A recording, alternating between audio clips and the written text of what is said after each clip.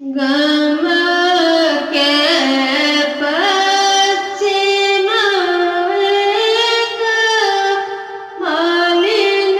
फूल बढ़िया फूल फूल कचा नाड़ गाम के पश्चिम एक मलिन फूल बढ़िया फूल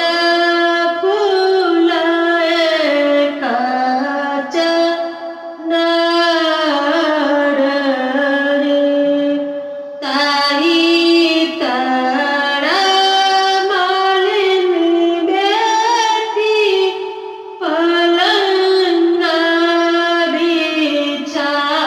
बिछावला राजा बेटा खेले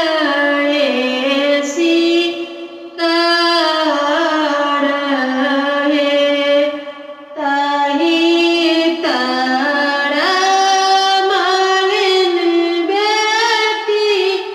पलंगा बिछावला राजा बेटा खेले शिकार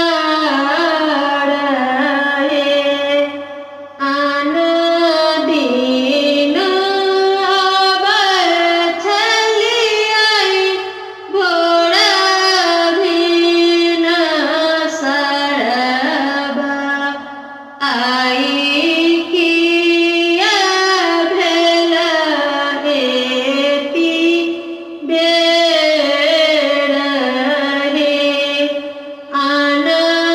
दिन बछलियाई घोड़ा बिन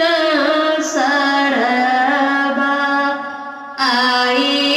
किया भेल एती बेर आहूँ सा सुंदर धानी मालिन केरा बेटिया ओतही गामेलो सारी राती आहूँ सा सुंदर धानी मालिन केरा बेटिया ओतही गामेलो सारी राती आब तू मालिन बेटी बस तू पलंग चढ़ी कोना कोना जोड़लो सिनेह आब तू मालिन बेटी बस तू पलंग चढ़ी कोना कोना जोड़लो सिनेह